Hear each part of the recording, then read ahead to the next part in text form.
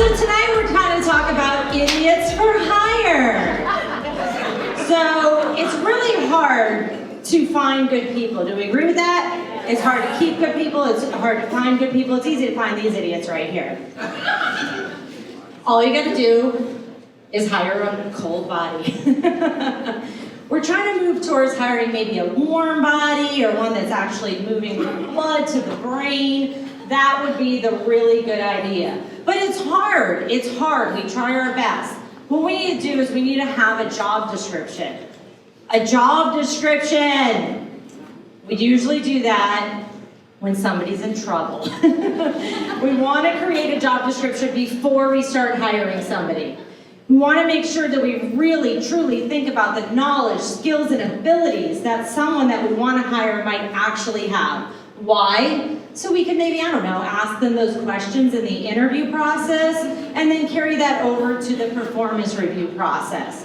And make sure their qualifications are realistic. You do not need a high school degree to pack a fucking box. You do not need a college degree to answer a phone. Get over yourself, okay? Also, the job description is not an ad. Copy-paste doesn't work. You're a salesperson now. If you can't get that, ask your marketing team for help. You have to sell the company and say, hey, welcome to the team. This is all the benefits we have, and we're great, even if you're not.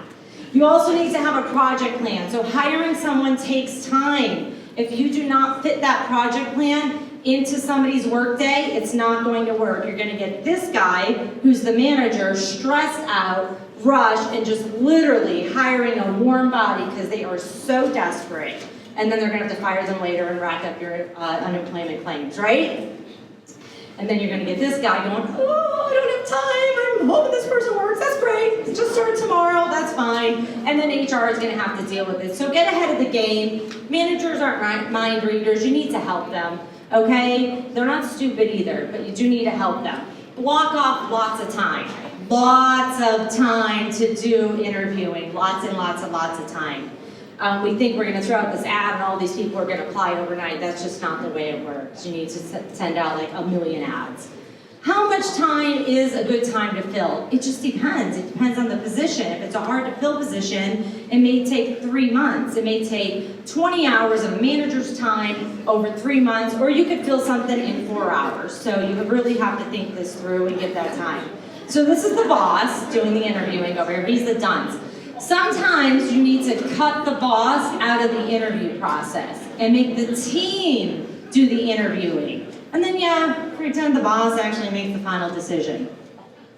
Pre-plan interview questions. Because what we typically do is we don't plan interview questions because we're all in a rush, and then we ask illegal questions. And let's even forget about the illegal questions. We just ask dumb questions that have nothing to do with the job. And so we want to make sure they're effective. Values, very, very important. What are your company values? And why are you not asking them in the interview process? And not yes/no questions. Really, tell me about a time. You know, the things all of us hate to answer. Make your candidates answer that.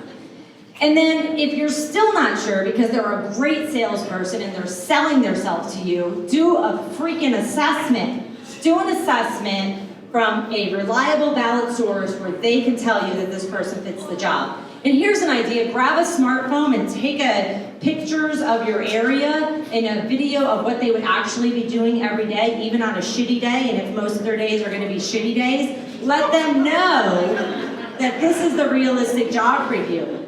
Drug screenings. Do we do drug screenings? Yeah. Do you want to lose half of your creative staff? Then don't do marijuana screening. Give people a fair chance. Just because they have a criminal record doesn't mean they're not going to be a good employee.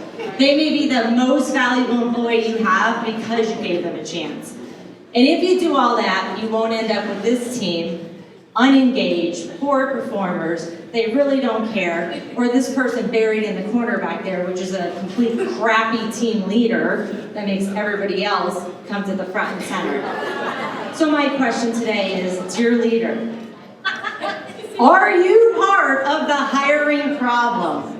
This is the question that your team is asking. Thank you.